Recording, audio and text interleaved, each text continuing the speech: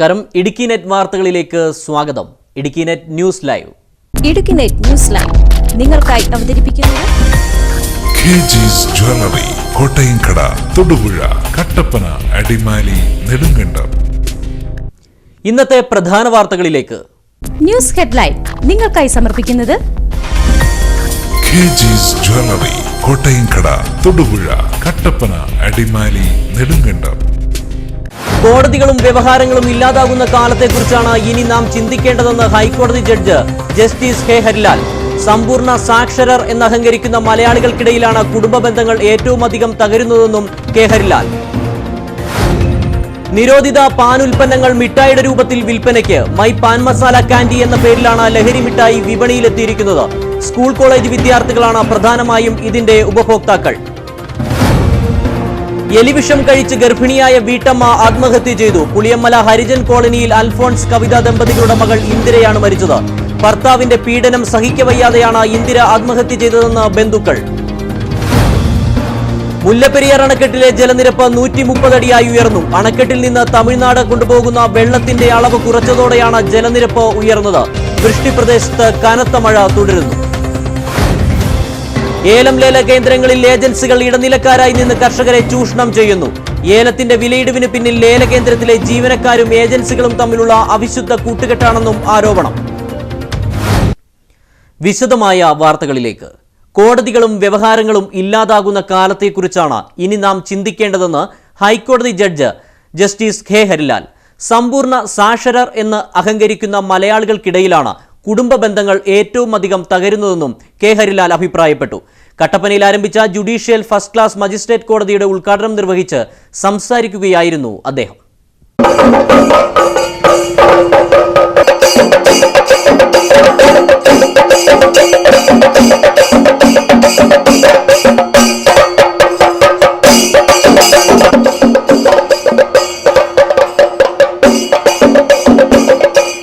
കോടതികൾ കേസുകൾ തീർക്കുന്നതിനുള്ള മധ്യസ്ഥ കേന്ദ്രങ്ങളായാണ് പ്രവർത്തിക്കേണ്ടത്.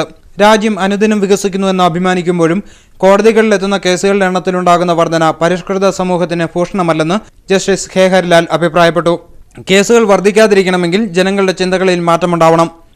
ആളുകൾ തമ്മിലുണ്ടാകുന്ന തർക്കങ്ങൾ കോടതികളിൽ എത്തുന്നതിന് മുൻപ് പരിഹരിക്കപ്പെടുകയാണ് നല്ലതെന്നും കേരളത്തിൽ ഏറ്റവും കൂടുതൽ കേസുകൾ എത്തുന്നത് കുടുംബ കോടതികളിലാണെന്നത് മാറിയ മലയാളി മനസ്സിന്റെ ദുഷിച്ച കാഴ്ചയാണെന്നും അദ്ദേഹം പറഞ്ഞു. വ്യവഹാരങ്ങളും കൂടി വരുന്നു, മനുഷ്യത്വത്തിലുള്ള തത്വങ്ങൾ കൂടി വരുന്നു എന്നുള്ളത് അതിൽ വേദനിപ്പിക്കുന്ന കാര്യമാണ്.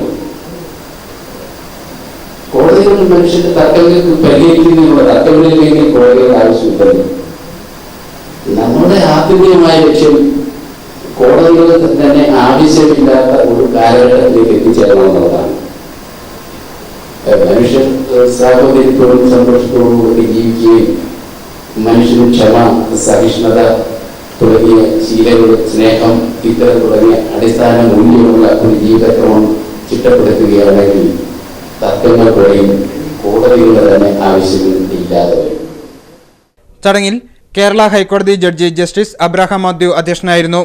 Idukki M P advocate Joice George മുഖ്യപ്രഭാഷണം നടത്തി. ഇടുക്കി MLA റോഷി അഗസ്റ്റിൻ, ജില്ലാ judge K George Oommen, Kattappana family കോടതി judge K Muhammad Ali, CJM Murali Gopal Pandala, Kattappana bar association president advocate Thomas Kavungal, program convener advocate PR Muraleedharan തുടങ്ങിയവർ സംസാരിച്ചു. കട്ടപ്പന ജുഡീഷ്യൽ കോംപ്ലക്സിലാണ് പുതിയതായി മജിസ്ട്രേറ്റ് കോടതി പ്രവർത്തനം ആരംഭിച്ചിരിക്കുന്നത്. മജിസ്ട്രേറ്റ് കോടതിയുടെ പശ്ചാത്തല സൗകര്യങ്ങൾ വികസിപ്പിക്കുന്നതിനും ജുഡീഷ്യൽ കോംപ്ലക്സിന്റെ നവീകരണത്തിനുമായി 2 കോടി രൂപ അനുവദിക്കുമെന്ന് യോഗത്തിൽ റോഷി അഗസ്റ്റിൻ MLA അറിയിച്ചു. News bureau, Kattappana. നിരോധിത പാൻ ഉൽപ്പന്നങ്ങൾ മിഠായിയുടെ രൂപത്തിൽ വിൽപ്പനയ്ക്ക്. മൈ പാൻ മസാല കാൻഡി എന്ന പേരിലാണ് ലഹരി മിഠായി വിപണിയിലെത്തിയിരിക്കുന്നത്. സ്കൂൾ കോളേജ് വിദ്യാർത്ഥികളാണ് പ്രധാനമായും ഇതിന്റെ ഉപഭോക്താക്കൾ. നിരോധിച്ച പാൻ ഉൽപ്പന്നങ്ങൾ മിഠായിയുടെ രൂപത്തിൽ വിപണിയിലെത്തുകയാണ്. പാൻ മസാല ഫിൽഡ് കാൻഡി എന്ന പേരിൽ ഇത്തരം മിഠായികൾ സംസ്ഥാനത്തുടനീളം എത്തിയിട്ടുണ്ട്. സ്കൂൾ കോളേജ് പരിസരങ്ങൾ കേന്ദ്രീകരിച്ചുള്ള വ്യാപാര സ്ഥാപനങ്ങളിലും പെട്ടിക്കടകളിലുമാണ് വിൽപ്പന പൊടിപൊടിക്കുന്നത്. പാൻ മസാലയുടെ മണവും രുചിയുമാണ് മിഠായിക്കും. വായിലിട്ട് അല്പം അലിഞ്ഞ ശേഷം പുകയില ദൃശ്യമാകും. പാൻ ഉൽപ്പന്നങ്ങൾ ഉപയോഗിക്കുന്ന തരത്തിലുള്ള ലഹരിയും മണിക്കൂറുകളോളം ലഭിക്കും. മധ്യപ്രദേശിലെ ഇൻഡോർ ജില്ലയിലെ മെക്കാനിക് നഗറിലാണ് മിഠായി ഉൽപ്പാദിപ്പിക്കുന്നത്. ശ്രീ പ്രൊഡക്ട്സ് നിർമ്മിക്കുന്ന മൈ പാൻ മസാല കാൻഡിയിൽ പഞ്ചസാര, ഗ്ലൂക്കോസ്, മെന്തോൾ എന്നിവ അടങ്ങിയിരിക്കുന്നതായി കവറിൽ രേഖപ്പെടുത്തിയിരിക്കുന്നു. പുകയില വിരുദ്ധ സൗഹൃദ ജില്ലയായ ഇടുക്കിയിലെ വിവിധ സ്കൂളുകളിൽ കുട്ടികൾ ഈ മിഠായി ഉപയോഗിക്കുന്നതായി കണ്ടെത്തിയിട്ടുണ്ട്. ഇതിനെതിരെ രക്ഷിതാക്കളും അധ്യാപകരും പൊതുപ്രവർത്തകരും രംഗത്തെത്തി. പാൻ മസാല വിൽപ്പനയെക്കുറിച്ച് അന്വേഷിച്ച് നടപടിയെടുക്കണമെന്ന ആവശ്യം ശക്തമാവുകയാണ്. News bureau, Idukki net. എലിവിഷം കഴിച്ച് ഗർഭിണിയായ വീട്ടമ്മ ആത്മഹത്യ ചെയ്തു. പുളിയമല ഹരിജൻ കോളനിയിൽ അൽഫോൺസ് കവിത ദമ്പതികളുടെ മകൾ ഇന്ദിരയാണ് മരിച്ചത്. ഭർത്താവിന്റെ പീഡനം സഹിക്കാതെയാണ് ഇന്ദിര ആത്മഹത്യ ചെയ്തതെന്ന് ബന്ധുക്കൾ ആരോപിക്കുന്നു. എലിവിഷം കഴിച്ചാണ് ഗർഭിണിയായ വീട്ടമ്മ ആത്മഹത്യ ചെയ്തത്. പുളിയമല ഹരിജൻ കോളനിയിൽ ഓട്ടോറിക്ഷ ഡ്രൈവറായ അജിയുടെ ഭാര്യ ഇന്ദിരയായിരുന്നു മരിച്ചത്. 21 വയസ്സായിരുന്നു. വ്യാഴാഴ്ച ഉച്ചയോടെയാണ് സംഭവം. വിഷം കഴിച്ച നിലയിൽ കണ്ടെത്തിയ ഇന്ദിരയെ നാട്ടുകാരാണ് കട്ടപ്പനയിലെ സ്വകാര്യ ആശുപത്രിയിൽ എത്തിച്ചത്. ഇവിടെ ഉള്ള നാട്ടുകാരൊക്കെ ഞങ്ങൾ പോയായിരുന്നു ആശുപത്രി. മെഡിക്കൽ കോളേജ് തേനി പോകുന്ന സമയത്ത് അവനില്ലായിരുന്നു. 1 മണിക്കൂറോളം അവനില്ലായിരുന്നു. ആ കുടുംബമായിട്ട് നിൽക്കുന്നവനോട് ഞങ്ങൾ പറഞ്ഞു വന്ന വാക്ക് എന്നാന്ന് പറഞ്ഞാൽ, എടാ എന്നാ കുടുംബ വഴക്കം ഉണ്ടെങ്കിലും നീ ഇവിടെ നിൽക്കുക, ആശുപത്രി നിന്റെ കുടുംബമാണല്ലോ, നീ നിൽക്കി, നിന്ന് നോക്കേണ്ട ചുമതല നിനക്കാണെന്ന് പറഞ്ഞിട്ട് അവൻ 10 മിനിറ്റിനുള്ളിൽ വന്നിട്ട് അവൻ നേരെ കട്ടപ്പനയ്ക്കാണ് അവിടെ നിന്ന് വന്ന് 4-5 പേരുമായിട്ട് ജീപ്പുമായിട്ട് വന്നിട്ട് കട്ടപ്പന സെന്റ് ജോൺസിലല്ല സെക്കൻഡ് ഷോ പടം കാണാനായിട്ട് അവൻ പോയ തെളിവ് സഹിതം ഞങ്ങളുടെ കയ്യിലുണ്ട്. നില ഗുരുതരമായതോടെ ബന്ധുക്കൾ തമിഴ്നാട്ടിലെ ആശുപത്രിയിലേക്ക് കൊണ്ടുപോയെങ്കിലും മരണമടഞ്ഞു. 3 മാസം ഗർഭിണിയായിരുന്നു ഇന്ദിര. കൊച്ച് കഴിയാൻ വെച്ച് 2 വർഷമായതേ ഉള്ളൂ. അത് കഴിഞ്ഞിട്ട് എപ്പോൾ നോക്കിയാലും വഴക്കും പ്രശ്നമായിരുന്നു. 2-3 മാസത്തിന് മുമ്പ് അടിച്ച് തലയ്ക്ക് കണ്ണേ ചോറ ഇറങ്ങി മിഷൻ ആശുപത്രി കൊണ്ടുപോയി ട്രീറ്റ്മെൻറ്റൊക്കെ എടുത്തു. എന്നപ്പോൾ കെട്ടിയവനല്ലേ, ജീവിച്ച് പോട്ടെന്ന് പറഞ്ഞ് ഞാൻ വന്ന് സമാധാനപ്പെടുത്തി മക്കൾ പറഞ്ഞു വിട്ടു. അത് കഴിഞ്ഞിട്ട് പിന്നെ വഴക്കായിരുന്നു. വഴക്കൂടി അവരുടെ ചേച്ചിയുടെ പെണ്ണിനെ കെട്ടണമെന്ന് പറഞ്ഞ് ഭയങ്കര വഴക്കും പ്രശ്നമായിരുന്നു. ഞാൻ പറഞ്ഞു, മക്കളെ നിനക്ക് ജീവിക്കാൻ പറ്റത്തില്ലെങ്കിൽ എൻ്റെ അടുത്ത് വന്നേര് എന്ന് പറഞ്ഞു. പറഞ്ഞു എൻ്റെ മക്കളൊക്കെ വിളിച്ചുകൊണ്ട് പോയില്ലെങ്കിൽ ഞാൻ നിൻ്റെ മക്കളിങ്ങനെ ശരിയാക്കി വിടുന്നത് എന്നോട് പറഞ്ഞതാണ്. അതുപോലെ തന്നെ എൻ്റെ കുഞ്ഞ് വിഷം കുടിച്ച് 4 ദിവസമായിട്ട് പിന്നെ എന്നോട് പറഞ്ഞില്ല. പിന്നെ ഞാൻ വ്യാഴാഴ്ച അന്ന് കൊച്ച് ഞങ്ങളുടെ വീട്ടിൽ വരുന്ന വഴിക്ക് തളകറങ്ങി വീണു. അത് കഴിഞ്ഞിട്ടാണ് കൊണ്ടുപോയത്. ഭർത്താവ് സ്ഥിരമായി ഇന്ദിരയെ മർദ്ദിക്കാറുണ്ടായിരുന്നുവെന്നും ശരീരത്തിൽ സിഗരറ്റ് ഉപയോഗിച്ച് കുത്തി പരിക്കേൽപ്പിച്ചിരുന്നതായും നാട്ടുകാർ ആരോപിക്കുന്നു. ഹരിജൻ കോളനിയിലെ അൽഫോൺസ കവിതാ ദമ്പതികളുടെ മകളാണ് ഇന്ദിര. അവൻ എപ്പോഴും അടിച്ചോണ്ട് ആ കൊച്ചിനെ അടിക്കുക, ചൂട് വെച്ച്. ഞങ്ങൾ പോകുമ്പോൾ അവരുടെ അമ്മ പറയും ഞങ്ങളൊക്കെ വീട്ടിൽ കയറരുത്, കയറ്റിയ ആ കൊച്ച് ഞങ്ങൾ കയറിപ്പോയാൽ കൊച്ചിനെ അടിക്കുക. ഞങ്ങൾ പോകുന്നത് കൊച്ചിനെ അടിക്കുക. കൊച്ചിന് തിങ്കളാഴ്ച രാവിലെ ഏതാണ്ട് വിഷം കൊടുത്ത് വീട്ടിലിട്ടേക്കുമായിരുന്നു. അവർ പറഞ്ഞ തിങ്കളാഴ്ച രാവിലെ വിഷം കൊടുത്ത് വീട്ടിലിട്ട് ഏതാണ്ട് പുളി ഏതാണ്ട് വേറെ ഒരുത്തം കറക്കി കൊടുത്ത് ഛർദ്ദിച്ചു. പിന്നെ അതേപടി വീട്ടിൽ കയറ്റിയിട്ട് 4-5 ദിവസമായിട്ട് ആ വീട്ടിൽ നിന്ന് വെളിയിറക്കിയിട്ടില്ല. ഈ പെണ്ണ് ഏതാണ്ട് ഒരു ബോധം തെളിഞ്ഞപ്പോൾ വീട്ടിൽ നിന്ന് വെളിയിറങ്ങിപ്പോയി, റോട്ടി വീണ് കറങ്ങി വീണു. അന്നേരം അച്ഛൻ ആശുപത്രി കൊണ്ടുപോയി സീരിയസായി തേണി പോയപ്പോൾ കൊച്ചു മരിക്കുകയും ചെയ്തു. ഞങ്ങൾക്ക് ഈ കൊച്ചിൻ്റെ കാര്യത്തിൽ നാട്ടുകാർക്ക് നീതി ലഭിക്കണം. സംഭവവുമായി ബന്ധപ്പെട്ട് ഇന്ദിരയുടെ ഭർത്താവ് അജിക്കെതിരെ പരാതി നൽകുവാൻ ഒരുങ്ങുകയാണ് ബന്ധുക്കൾ. വാഴത്തോപ്പ് പഞ്ചായത്ത് പ്രസിഡന്റിനെ CPM-മായി ചേർന്ന് കേരള കോൺഗ്രസ് അംഗങ്ങൾ അവിശ്വാസ പ്രമേയത്തിലൂടെ പുറത്താക്കിയ സംഭവത്തിൽ തനിക്ക് യാതൊരു പങ്കുമില്ലെന്ന് റോഷി അഗസ്റ്റിൻ MLA. MLAയുടെ അറിവോടെയാണ് CPM കൊണ്ടുവന്ന അവിശ്വാസ പ്രമേയം പാസ്സായതെന്ന കോൺഗ്രസിന്റെ ആരോപണത്തോട് കട്ടപ്പനയിൽ പ്രതികരിക്കുകയായിരുന്നു അദ്ദേഹം. എനിക്ക് യാതൊരു മനസ്സറിവുമില്ല. മാത്രമല്ല, അങ്ങനെ ഒരു ആക്ഷേപം പറഞ്ഞെങ്കിൽ അത് തീർച്ചയായിട്ടും കേൾക്കാൻ ഞാൻ ബാധ്യസ്ഥനുമാണ്. സ്വാഭാവികമായിട്ടും ഉണ്ടാകാവുന്ന ബുദ്ധിമുട്ടും ഈ വിഷയത്തിൽ ഞാൻ ഇടപെടുകയും ഒരു മുന്നണി സംവിധാനത്തിൻ്റെ മര്യാദ അനുസരിച്ച് പോകുന്നതിനാവശ്യമായിട്ടുള്ള എല്ലാ നിർദ്ദേശങ്ങളും പ്രത്യേകിച്ച് പാർട്ടി വർക്കിംഗ് ചെയർമാൻ ഉൾപ്പെടെ ആലോചിക്കുകയും സംസാരിപ്പിക്കുകയും ചെയ്യാൻ എനിക്ക് സാധിച്ചു എന്നുള്ള സംതൃപ്തിയുണ്ട്. പക്ഷേ സംഭവിച്ച കാര്യങ്ങളെക്കുറിച്ച് ഒരു ന്യായീകരണത്തിന് ഞാനില്ല. മാത്രമല്ല, അത്തരം കാര്യങ്ങളുള്ള എൻ്റെ വിഷമം എനിക്ക് അറിയിക്കുക എന്നുള്ളതല്ലാതെ എന്നെ അറിയാവുന്നവർക്കും പ്രത്യേകിച്ച് മുന്നണി ബന്ധത്തിൽ തുടരുന്നവർക്കും ഇതര രാഷ്ട്രീയ പാർട്ടിക്കാർക്കും ഒക്കെ ഞാൻ ഇത്തരം കാര്യങ്ങളിലൊന്നും അത്തരത്തിലുള്ള പ്രവൃത്തി ചെയ്യാൻ കൂട്ടുനിൽക്കുന്നൊരു സ്ഥിതിവിശേഷം എനിക്കില്ല. എനിക്കതിൽ ഖേദമുണ്ട്. മാത്രമല്ല, പാർട്ടി അതിൻ്റെ കാര്യങ്ങളെക്കുറിച്ച് ആലോചിക്കട്ടെ. പാർട്ടിയാണ് ഈ കാര്യങ്ങളെല്ലാം തീരുമാനമെടുത്തത്. അതുകൊണ്ട് എനിക്കെതിരെ അങ്ങനെ ഒരു ആക്ഷേപം പറയേണ്ടി വന്നെങ്കിൽ തീർച്ചയായിട്ടും പറഞ്ഞവരെയും ഞാൻ കുറ്റപ്പെടുത്താനില്ല. അത് സ്വാഭാവികമായിട്ടും ഞാൻ ഏറ്റെടുക്കേണ്ടി വരുന്ന ഒന്നാണ് എന്ന ഉത്തമ ബോധ്യം എനിക്കുണ്ട്. അതിലെനിക്ക് അങ്ങേയറ്റം വിഷമമാണ്. മുല്ലപ്പെരിയാർ അണക്കെട്ടിലെ ജലനിരപ്പ് 130 അടിയായി ഉയർന്നു. അണക്കെട്ടിൽ നിന്ന് തമിഴ്നാട് കൊണ്ടുപോകുന്ന വെള്ളത്തിന്റെ അളവ് കുറച്ചതോടെയാണ് ജലനിരപ്പ് ഉയർന്നത്. വൃഷ്ടിപ്രദേശത്ത് കനത്ത മഴയും തുടരുകയാണ്. മുല്ലപ്പെരിയാർ അണക്കെട്ടിൽ നിന്ന് തമിഴ്നാട് കൊണ്ടുപോകുന്ന വെള്ളത്തിന്റെ അളവ് കുറച്ചു. ഇതോടെ ജലനിരപ്പ് 130 അടിയായി മാറുകയായിരുന്നു. പെൻസ്റ്റോക്കിലൂടെ കൊണ്ടുപോയിരുന്ന വെള്ളം പകുതിയായാണ് കുറച്ചത്. പരമാവധി വെള്ളം സംഭരിച്ച് ജലനിരപ്പ് 142 അടിയായി ഉയർത്തുകയാണ് ലക്ഷ്യം. അണക്കെട്ടിന്റെ വൃഷ്ടിപ്രദേശത്ത് കനത്ത മഴ തുടരുകയാണ്. 2428 കനയടി വെള്ളം ഓരോ സെക്കൻഡിലും ഒഴുകിയെത്തുന്നുണ്ട്. മഴ ശക്തമായി തുടർന്നാൽ ഏതാനും ദിവസങ്ങൾക്കുള്ളിൽ ലക്ഷ്യത്തിലേക്ക് അടുക്കുമെന്നാണ് സൂചന. അതേസമയം ജലനിരപ്പ് ഉയർന്നതോടെ അണക്കെട്ടിൽ നേരിയ തോതിലുള്ള ചോർച്ചയും ദൃശ്യമായി. ജലനിരപ്പ് 130 അടിയിലെത്തുമ്പോൾ സുപ്രീം കോടതി നിയോഗിച്ച മേൽനോട്ട സമിതി അണക്കെട്ട് സന്ദർശിച്ച് സ്ഥിതി വിലയിരുത്തണമെന്നാണ് നിർദ്ദേശം. എന്നാൽ മേൽനോട്ട സമിതിയുടെ ഉപസമിതി ഇനിയും എത്തുന്നത് സംബന്ധിച്ച വിവരങ്ങൾ ഇല്ല.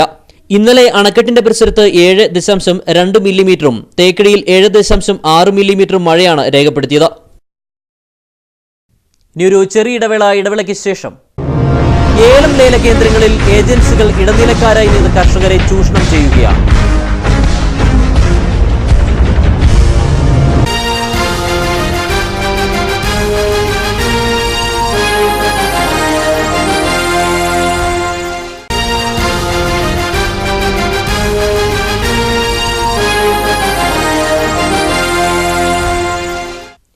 വാർത്തകൾ തുടരുന്നു. ഏലം ലേല കേന്ദ്രങ്ങളിൽ ഏജൻസികൾ ഇടനിലക്കാരായി നിന്ന് കർഷകരെ ചൂഷണം ചെയ്യുകയാണ്. ഏലത്തിന്റെ വിലയിടിവിന് പിന്നിൽ ലേല കേന്ദ്രത്തിലെ ജീവനക്കാരും ഏജൻസികളും തമ്മിലുള്ള അവിശുദ്ധ കൂട്ടുകെട്ടാണെന്നും ആരോപണം ഉയരുന്നു. ഇടുക്കി ജില്ലയിലെ ഏലം കർഷകർക്ക് ന്യായമായ വില ലഭ്യമാക്കുക എന്ന ലക്ഷ്യത്തോടെയാണ് പുറ്റടിയിൽ ഏലം ലേല കേന്ദ്രം ആരംഭിച്ചത്. എന്നാൽ സാധാരണക്കാരായ ചെറുകിട ഇടത്തരം കർഷകർക്ക് ലേലകേന്ദ്രം കൊണ്ട് യാതൊരു പ്രയോജനവും ലഭിക്കുന്നില്ല എന്നതാണ് വസ്തുത. വൻകിടക്കാരായ ഏലത്തോട്ടം ഉടമകളും ചില ഏജൻസികളുമാണ് ലേലകേന്ദ്രം കൊണ്ടുള്ള നേട്ടം കൊയ്യുന്നത്. ലേല ദിവസങ്ങളിൽ ആദ്യ നമ്പറുകളെല്ലാം വൻകിട തോട്ടമുടമകളും തോട്ടമുടമകളുടെ ഏജൻസികളും സ്വന്തമാക്കും. ഈ നമ്പറുകളിൽ ലേലത്തിന് വെക്കുന്ന ഏലക്കായ്ക്ക് മാത്രമാണ് മെച്ചപ്പെട്ട വില ലഭിക്കുക. പൈ എന്നറിയപ്പെടുന്ന ഈ നമ്പറിംഗ് സംവിധാനത്തിൽ ഏറ്റവും ഒടുവിലുള്ള നമ്പറുകൾ മാത്രമേ ചെറുകിട ഇടത്തരം കർഷകർക്ക് ലഭിക്കൂ. ആദ്യ നമ്പറുകളിൽ വൻതുകയ്ക്ക് വാങ്ങിയ ഏലക്കായുടെ നഷ്ടം നികത്തുന്നതിനായി ലേല ഏജൻസികൾ ചെറുകിട കർഷകരുടെ ഏലക്കായ്ക്ക് വില ഇടിച്ചാണ് ലേലത്തിൽ പിടിക്കുന്നതെന്നും കർഷകർ ആരോപിക്കുന്നു. ഇപ്പോൾ ഓപ്ഷൻ സെൻറ്ററിലെ ആൾക്കാരുമായിട്ട് ബന്ധപ്പെട്ട് വലിയ വലിയ തോട്ടത്തിലെ ആൾക്കാർ ഏലക്ക പതിക്കുന്ന പൈയുണ്ട് നമ്പർ, അതനുസരിച്ച് അവരെ പ്രോത്സാഹിപ്പിച്ച് കൂട്ടത്തിൽ കൂടി അവരുടെ കയ്യിൽ നിന്ന് അതിനിടയ്ക്ക് പൈ മേടിക്കുകയാണെങ്കിൽ നമുക്ക് നല്ല വില കിട്ടും. അല്ലാതെ അത് കഴിഞ്ഞിട്ട് ഈ അവർ പല കാൽക്കുലേഷനാണ്, അവരുടെ ഒരു തീരുമാനമുണ്ട്, അവരുടെ ആൾക്കാർ അവരുടെ കായ്ക്ക് വിലയെന്ന്. ആ ഇതങ്ങോട്ട് കഴിഞ്ഞ് കഴിയുമ്പം അവർക്ക് കൊടുക്കുന്ന കൂടിയ വില പാവപ്പെട്ടവൻ്റെ കായെന്ന് ഇടിച്ച് മേടിക്കുന്ന ഒരു സംവിധാനമായി ഇപ്പോൾ ഓപ്ഷൻ സെൻറ്ററിൽ നടക്കുന്നത്. ഒരു പ്രയോജനമില്ല. ആ പ്രസ്ഥാനം മുഴുവൻ പിരിച്ചു കൊടുക്കാനാണ് പറയുന്നത്. നേരിട്ട് സർക്കാർ ഇടപെട്ട് കൃഷി വകുപ്പുമായിട്ട് ബന്ധപ്പെട്ട് നല്ല കർഷകരെ പ്രോത്സാഹിപ്പിക്കുകയും ഈ കൃഷിഭവനും വേണ്ട സ്പൈസസ് ബോർഡും വേണ്ട, ആർക്കും ഒരു ഗുണമില്ല. വെള്ളാനങ്ങളുടെ നാടാത്. അവന്മാർ കിട്ടുന്ന പൈസ പുട്ടടിക്കുന്നതല്ലാതെ ആർക്കും ഒരു ഉപകാരം ചെയ്യുന്നില്ല. വിളവിന് ന്യായമായ വില ലഭിക്കുക എന്ന ലക്ഷ്യത്തോടെ ആരംഭിച്ച ഏലം ലേലകേന്ദ്രം അഴിമതിയുടെ കൂത്തരങ്ങായി മാറിയിരിക്കുന്നു എന്നാണ് കർഷകരുടെ ആരോപണങ്ങളിൽ തെളിയുന്നത്. ലേലം നടക്കുന്ന ദിവസങ്ങളിൽ കാപതിയാത്ത ആദ്യ നമ്പറുകൾ പണം വാങ്ങി ലേലകേന്ദ്രത്തിലെ ജീവനക്കാർ മറിച്ചു വിൽക്കുന്നതായും കർഷകർ പറയുന്നു. കേരളത്തിലെ ഏലം കർഷകർ ഏറെ പ്രതീക്ഷയോടെ നോക്കിക്കാണുന്ന ഏലം ലേലകേന്ദ്രത്തിൽ നടക്കുന്ന തിരിമറികളും അഴിമതിയും മൂലം നേട്ടമുണ്ടാക്കുന്നത് അന്യസംസ്ഥാനക്കാരായ വൻകിട തോട്ടമുടമകളും വ്യാപാരികളുമാണ്. സാധാരണക്കാരായ ഏലം കർഷകരുടെ നടുവടിക്കുന്ന ഇത്തരം നടപടികൾക്കെതിരെ സർക്കാരും സ്പൈസസ് ബോർഡും ഇനിയെങ്കിലും ഉണർന്നു പ്രവർത്തിച്ചില്ലെങ്കിൽ ഹൈറേഞ്ചിൽ ഏലം കൃഷിയുടെ മരണമണി മുഴങ്ങുന്നതിന് അത് കാരണമാകും. News desk Idukki net. ഇനി റിവ്യൂ ടൈം.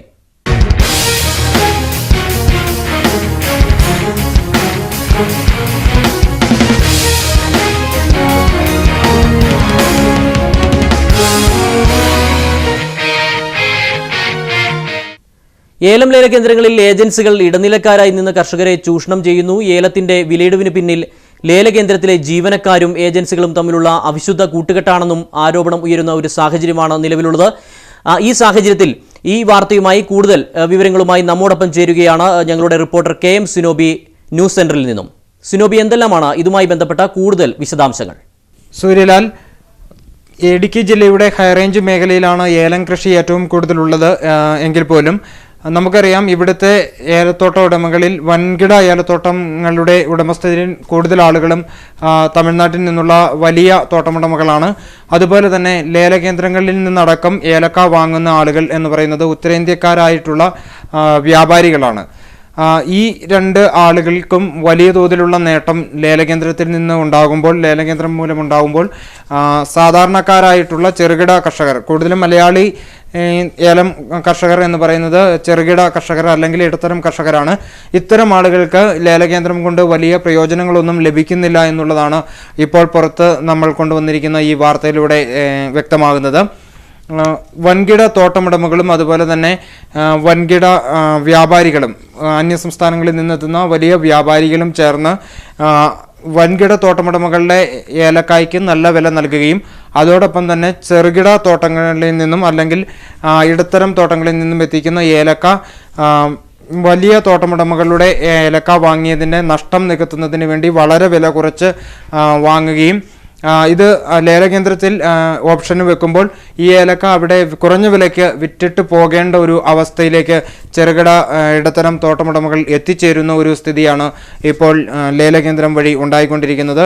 നമുക്കറിയാം, ഈ ഏലം ലേലകേന്ദ്രം പുറ്റടിയിൽ ആരംഭിക്കുന്നതുമായി ബന്ധപ്പെട്ട് ഒട്ടേറെ വിവാദങ്ങൾ ഒരു ഘട്ടത്തിലുണ്ടായിരുന്നു. ലേലകേന്ദ്രം പുറ്റടിയിൽ നിന്ന് മാറ്റി തൊടുപുഴയിലേക്ക് കൊണ്ടുപോകാനുള്ള ഒരു നീക്കം നടന്നിരുന്നു. ഇതിനെയെല്ലാം ചെറുത്തു തോൽപ്പിച്ചുകൊണ്ട് ഇവിടുത്തെ തോട്ടമുടമകൾ, ഏലം കർഷകർ നടത്തിയിട്ടുള്ള വലിയൊരു ചെറുത്തുനിൽപ്പിൻ്റെ ഫലമായാണ് അണക്കരയിൽ പുറ്റടിയിൽ തന്നെ ഈ ലേലകേന്ദ്രം സ്ഥാപിച്ചത്. എന്നാൽ കർഷകരേറെ പ്രതീക്ഷയോടെ സമരം ചെയ്തുമൊക്കെ ഇവിടെ നിലനിർത്തിയ ലേലകേന്ദ്രം കൊണ്ട് എന്നാൽ പ്രതീക്ഷിച്ചൊരു ഫലം ഇപ്പോൾ അവർക്ക് ലഭിക്കുന്നില്ല എന്നുള്ളതാണ് ഇപ്പോൾ പുറത്തുവരുന്ന വസ്തുതകൾ. സൂര്യലാൽ. നന്ദി സിനോബി. ഇടുക്കി രൂപതയിലെ മികച്ച ജൈവ കർഷകനുള്ള അവാർഡ് പെരിഞ്ചാംകുട്ടി സ്വദേശി മാത്യു കുഞ്ചിറക്കാട്ടിന്. പ്രകൃതിയോടിണങ്ങിയ ജൈവ കൃഷിയും മാതൃകാപരമായ പരിസ്ഥിതി പ്രവർത്തനങ്ങളുമാണ് മാത്യുവിനെ അവാർഡിന് അർഹനാക്കിയത്. രൂപതയ്ക്ക് കീഴിലെ സാമൂഹ്യ സേവന വിഭാഗമായ ഹൈറേഞ്ച് ഡെവലപ്മെന്റ് സൊസൈറ്റി ഏർപ്പെടുത്തിയ ഡോക്ടർ ജോർജ് എബ്രഹാം തോണിക്കുഴിക്കുന്നേൽ മെമ്മോറിയൽ അവാർഡാണ് മാത്യുവിന് ലഭിച്ചിട്ടുള്ളത്. തൊടുപുഴ ഗാന്ധിജി സ്റ്റഡി സെന്റർ കാർഷികമേളയിൽ കൊക്കോ കൃഷിയിൽ അവാർഡ് ലഭിച്ചിട്ടുള്ള മാത്യു കുഞ്ചിറക്കാട്ടിന്റെ കാർഷിക രംഗത്തെ നേട്ടങ്ങൾ മനസ്സിലാക്കുവാൻ കേരള കാർഷിക സർവകലാശാലയിലെ ശാസ്ത്രജ്ഞരും കൃഷിയിടം സന്ദർശിച്ചു. അത് HDS ഈ ജില്ലയിലെ ജൈവ ഓർഗാനിക് ഫാർമേഴ്സിന് വേണ്ടിയിട്ട് ഒരു ജൈവ കർഷക തിലക് എന്ന് പറയുന്ന ഒരു അവാർഡ് ഏർപ്പെടുത്തിയിട്ടുണ്ടായിരുന്നു. അതിന് തന്നെയാണ് ഈ വർഷം തിരഞ്ഞെടുത്തത്. പാറക്കെട്ടുകൾ നിറഞ്ഞ കൃഷിഭൂമി തട്ടുതട്ടുകളായി തിരിച്ച് കല്ലുകയ്യാലുകൾ തീർത്താണ് മാത്യുവിന്റെ കാർഷിക പ്രവർത്തനങ്ങൾ. കൊക്കോ, റബ്ബർ, കാപ്പി, കുരുമുളക്, തെങ്ങ്, കപ്പ, കാച്ചിൽ, ഇഞ്ചി, ചേന, ഏലം, ഗ്രാമ്പു, ജാതി എന്നീ വിളകൾക്ക് പുറമെ വൈവിധ്യമാർന്ന പഴവർഗ്ഗങ്ങളും ജൈവ പരിപാലനത്തിലൂടെ മെച്ചപ്പെട്ട വിളവാണ് ഇവിടെ നൽകുന്നത്. പുരയിടത്തിൽ തന്നെ 4 മഴക്കുഴികൾ തീർത്താണ് ജലസേചന സൗകര്യം സ്വാഭാവികമായ രീതിയിൽ ഏർപ്പെടുത്തിയിട്ടുള്ളത്. മത്സ്യകൃഷിയും വിപുലമായി തന്നെ മാത്യു നടത്തുന്നുണ്ട്. ഭാര്യ അനീഷ്, മക്കളായ സിനി, സിജു എന്നിവരും കാർഷിക പ്രവർത്തനങ്ങൾക്ക് കരുത്തു പകരുന്നുണ്ട്. 5000 രൂപയും പ്രശസ്തി പത്രവും ഫലകവും അടങ്ങുന്ന അവാർഡ് ഇടുക്കി രൂപതാ മെത്രാൻ മാർ മാത്യു ആനിക്കുഴിക്കാട്ടിൽ, ജോയ്സ് ജോർജ് MP എന്നിവർ ചേർന്ന് മാത്യുവിന് സമ്മാനിച്ചു.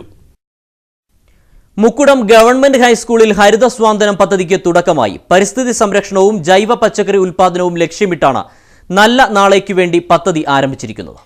മുക്കുടം ഗവൺമെന്റ് ഹൈസ്കൂളിലെ സീഡ് ക്ലബിന്റെ നേതൃത്വത്തിലാണ് പരിസ്ഥിതി സംരക്ഷണത്തിനും വിദ്യാലയ ശുചിത്വം ഉറപ്പാക്കുന്നതിനുമായി ഹരിത സാന്ത്വനം പദ്ധതിക്ക് തുടക്കമായിട്ടുള്ളത്.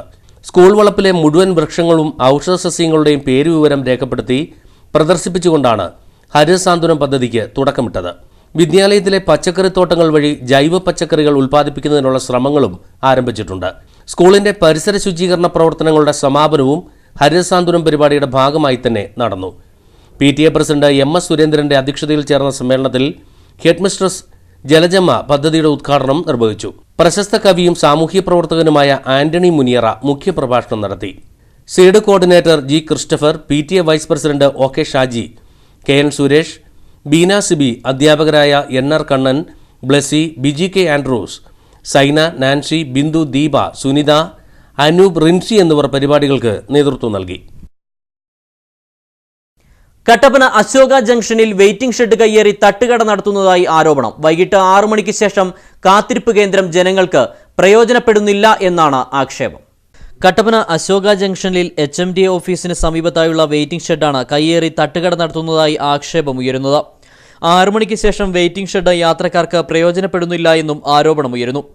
വെയിറ്റിംഗ് ഷെഡ് കയ്യേറി തട്ടുകട പ്രവർത്തിക്കുന്നതിനാൽ മഴ വന്നാലും യാത്രക്കാർക്കോ കാൽനട യാത്രക്കാർക്കോ ഇവിടേക്ക് കയറാൻ കഴിയാത്ത സാഹചര്യമാണെന്നും ആരോപണമുണ്ട്. ഒരു വ്യാപാര സ്ഥാപനം എന്നുള്ള പേരിൽ അതൊരു വ്യക്തി കയറിയിരിക്കുകയാണ്. ഞങ്ങളവിടെ അന്വേഷിച്ച് ഞങ്ങൾ പലരും ഭക്ഷണമൊക്കെ കഴിക്കാൻ ചെല്ലുന്ന ആളുകളാണ് ഞങ്ങളവിടെ. എങ്കിലും പൊതുജനങ്ങൾക്കായി തുറന്നു കൊടുത്തിരിക്കുന്ന ആ വെയിറ്റിംഗ് ഷെഡ് ഒരു വ്യക്തി എന്ന് പറഞ്ഞു കഴിഞ്ഞാൽ പ്രസन्न എന്നാണ് ഞങ്ങൾ ആളെ വിളിക്കുന്നത്. വേറെ പേരുണ്ടെന്ന് നമുക്കറിയത്തില്ല. എന്നാലും ആ വ്യക്തിയോട് ഞങ്ങൾ പലപ്പോഴും ചോദിച്ചപ്പോൾ ആ വ്യക്തി പറഞ്ഞു, ഞങ്ങളത് ചുമ്മാതല്ല അവിടെ കയറിയിരിക്കുന്നത്, ഞങ്ങൾ HMD ഞങ്ങൾക്ക് ഇത് വാടകയ്ക്ക് തന്നിരിക്കുന്നതാണ്. അതിന് മാസം ഞങ്ങൾ 1500 രൂപ ഞങ്ങൾ വാടകയായി അവിടെ കൊടുക്കുന്നുണ്ട് എന്ന് ഞങ്ങൾക്ക് അറിയാൻ സാധിച്ചു. അത് ശരിയാണെന്ന് ഞങ്ങൾ പറയുന്നില്ല. എന്നാൽ വെയിറ്റിംഗ് ഷെഡ് എന്നുള്ള നിലയ്ക്ക് അത് പൊതുജനങ്ങൾക്ക് തുറന്നു കൊടുത്തേക്കുന്ന ആ വെയിറ്റിംഗ് ഷെഡ് അത് പൊതുജനങ്ങൾക്ക് കൊടുക്കണം എന്നുള്ളതാണ് നമ്മുടെ ഇതിൻ്റെ അകത്തൊരു അഭിപ്രായം പറയാനുള്ളത്. അനധികൃതമായി പ്രവർത്തിക്കുന്ന തട്ടുകടയ്ക്കെതിരെ കട്ടപ്പന ഗ്രാമപഞ്ചായത്ത് അധികൃതർക്ക് പരാതി നൽകിയിട്ടുണ്ട്. കട്ടപ്പന അശോകാലയിൽ പഞ്ചായത്തിൻ്റെ ആയിട്ടൊരു വെയിറ്റിംഗ് ഷെഡ് ഉള്ളത് വർഷങ്ങളായിട്ട് ഒരു സ്വകാര്യ വ്യക്തി കയ്യേറി നൈറ്റ് കട നടത്തുന്ന ഒരു സാഹചര്യം ഉണ്ടായിട്ടുണ്ട്.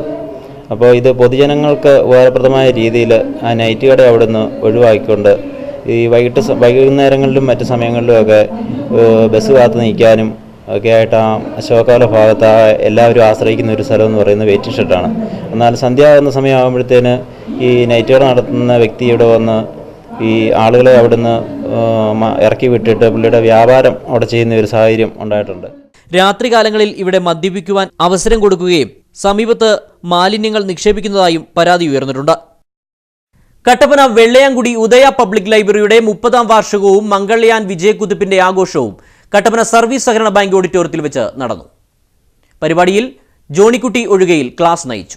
വെള്ളയാംകുടി ഉദയ പബ്ലിക് ലൈബ്രറിയുടെ 30ാമത് വാർഷികവും ഒരു വർഷം നീണ്ടു നിൽക്കുന്ന ആഘോഷ പരിപാടികളുടെ ഉദ്ഘാടനവുമാണ് കട്ടപ്പന സർവീസ് ബാങ്ക് ഓഡിറ്റോറിയത്തിൽ വെച്ച് നടന്നത്.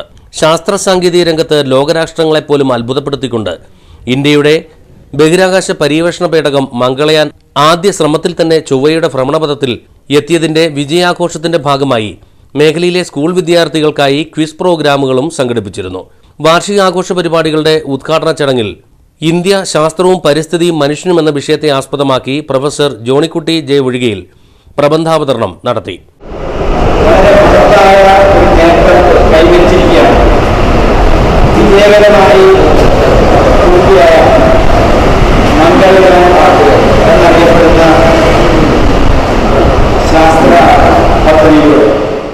ലൈബ്രറി പ്രസിഡന്റ് PJ ജോസഫ് ചടങ്ങിൽ അധ്യക്ഷനായിരുന്നു. തുടർന്നുള്ള പരിപാടികളിൽ Harikumar Kargayil, KK Kunjumon, VB Rajan, KT Rajeev, Manoj Murali, S Suryalal, Saji Fernandez തുടങ്ങിയവർ സംസാരിച്ചു. സ്വർണം വെള്ളി നിരക്കുകൾ. സ്വർണം പവന് 20,400 രൂപ, 1 ഗ്രാം 2,550 രൂപ, വെള്ളി ഗ്രാമിന് 39 രൂപ. കമ്പോള വാർത്തകൾ.